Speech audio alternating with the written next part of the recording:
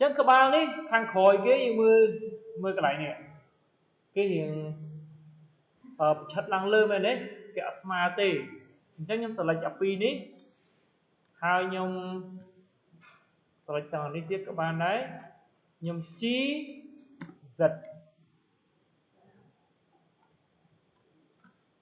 toàn đấy tại sao các bạn cái việc smart đi mình để trên cái hình ảnh đi cái phổ tịch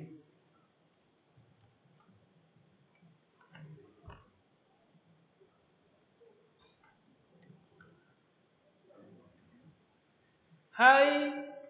nay khẳng mục đi còn chẳng đây smart tê ảnh đi cái hiệnចូលទៅក្នុងទីចឹងជីសិតថែមតិចទៀតចាស់អញ្ចឹងខ្ញុំអានេះជីសិតថែមទៀតដែរមក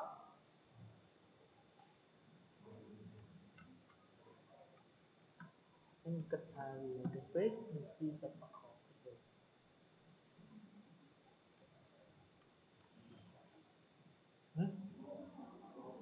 ចឹងគ្រាន់តែយើងធ្វើរូបរាងដូចគេអញ្ចឹងអានេះខ្ញុំជីវាឡើងលើ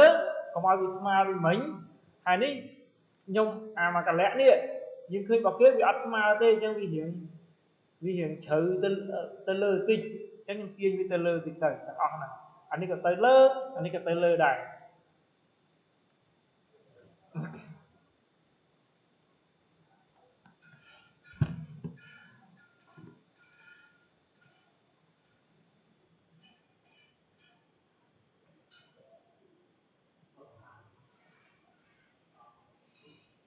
តោះយើងតទៀតយើង record ហ៎នេះផ្លេច record អញ្ចឹងខ្ញុំ select ចានេះវាអត់មានទេអញ្ចឹងខ្ញុំចង់បន្ថែមខ្ញុំចុច es ណាអញ្ចឹងខ្ញុំចុច v ចុច b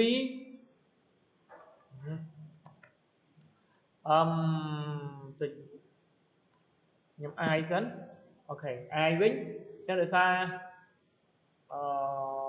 es វាជាប់អាខាងនោះអញ្ចឹងខ្ញុំហើយ s y អញ្ចឹងខ្ញុំ scale អានេះអញ្ចឹងមុនដំបូងខ្ញុំ i ខ្ញុំ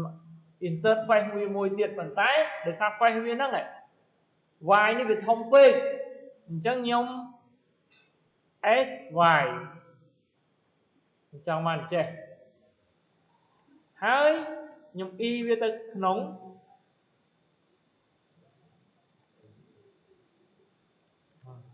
អានេះខ្ញុំ i វាមកតង់ទៀតហើយខ្ញុំ s y ម្ដងទៀតហើយខ្ញុំ e ឡើងលើអានេះគ្រាន់ខ្ញុំធ្វើក្បាលវាទេ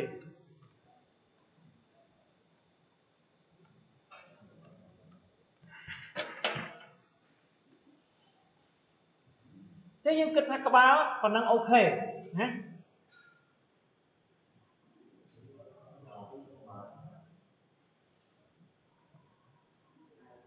ចឹងខ្ញុំមកចាប់ផ្ដើមបង្កើតខ្លួនវាសិនអញ្ចឹងខ្លួនវាខ្ញុំមក object mode tab ដើម្បីបង្កើតធ្វើកវាមកអញ្ចឹងខ្ញុំ shift a បង្កើតអីគេកវានេះស្វែមែនទេអញ្ចឹងខ្ញុំ shift a ខ្ញុំ mesh យក uv ស្វែមួយមកខ្ញុំចុចលេខ1អញ្ចឹងហើយខ្ញុំ scale វាទូចហើយជីសិតវាឡើងដាក់ធ្វើកនេះអញ្ចឹងទូចទៀត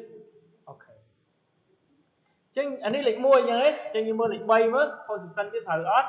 អញ្ចឹងបើយើងគិតថាអត់សូវត្រូវទេយើងជីវាទៀតមក1លេខ3ណាចឹងជីវាអានេះទៀតមកបន្តមកវាមា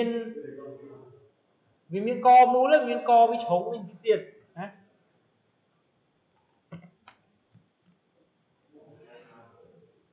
ចឹងយើងបង្កើតអានេះយើងបង្កើតខ្ជុំមកអានេះ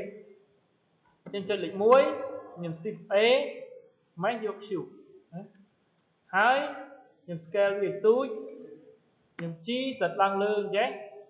ចឹងយើងមើលបោះទំហំរបស់គេចឹងខ្ញុំ SX ឲ្យទៅ8ចេះតោះណាត់ហើយខ្ញុំមើលលេខ3វាអញ្ចេះអត់អញ្ចឹងខ្ញុំ S Y ឲ្យវាអញ្ចេះតិចហើយខ្ញុំ O ដើម្បី rotate ហើយខ្ញុំជីវាមកឲ្យត្រូវមកអញ្ចឹង rotate យើងមើលឲ្យវាសមជាមួយនឹងនេះយើងអតិចមក